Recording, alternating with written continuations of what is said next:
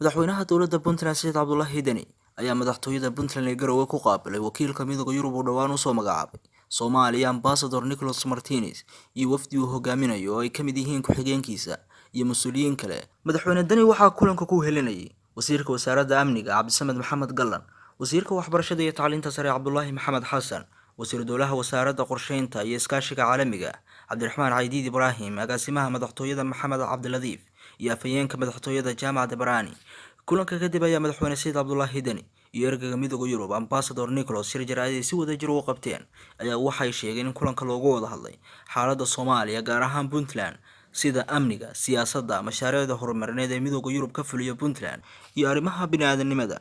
Bismillahirrahmanirrahim. Waxa sharaf weyn noo ah maanta inuu nagu soo beeqdo safiirka cusub ee EU-da ee Soomaaliya iyo wafdiga uu hogaaminayo. sidoo kale waxaan sharaf noo ah inuu na soo booqdo intuusan tegin safiirkii hore ee EU-da ee Soomaaliya. waxaan uga wada celinaynaa labadoodaba runtii iyo tiimka la socday waqtigii aan wada qaadanay, iyo waxaan kaloo uga mahad celinaynaa sida ay mar walba u garab taagnaayeen Soomaaliya guud ahaan, gaar ahaan Puntland. waxaan rajaynaynaa in ay muddada uu safiirku cusub joogo uu howlihii baaxadda lahaa ee EU-da Soomaaliya ka waday uu halkaa ka sii ambaqaadi doono. waxaan ku kalsoonahay khibraddiisa iyo waayo-aragnimadiisa inuu qayb weyn ka qaadan doono geedi socodka Soomaaliya ugu jirto inay dib ay ugu dhisato dowladnimadeedii oo muddo dheer uu dhaawac soo gaaray. waxaan Puntland haddaan nahay u sheegnay una caddaynay inaan mar walba diyaar u nahay inaan qayb libaax ka qaadanno dib u dhiska Soomaaliya ku dhisan midnimo Soomaaliya ku dhisan nidaamka federaaliga ay qaadatay. waxaan mar walba rajaynaynaa inay Puntland doorkeedu u caddaado, dadkeeda ay u adeegto, Soomaaliya ay ka qayb qaadato sidii horumar waara u gaari lahayd oo ku dhisan nidaam iyo sharci, iyagoo oo la tixgelinayo marxaladaha siyaasadeed hadda la marayo. waxaan rajaynaynaa muddada uu joogo inuu qayb ka qaadan doono dhismaha siyaasadda iyo amniga iyo dhaqaalaha dalka Soomaaliya. waan uga mahad celinaynaa kulankaas oo uu caawana nagula joogayo. wuxuu kaloo la kulmi doonaa wasaaradaha maaliyadda iyo qorsheynta. waxa ay ka wada hadli doonaan mashaariicdii ay hore u wadeen iyo kuwa cusubba.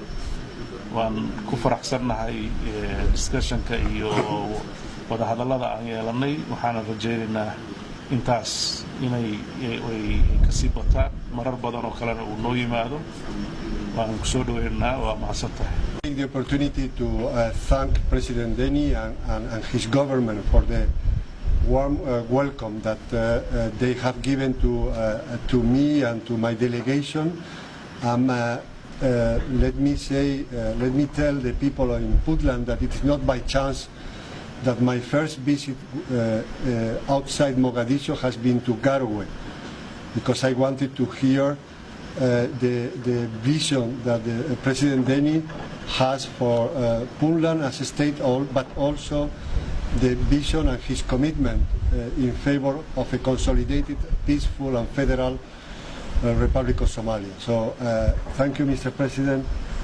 Your guidance is very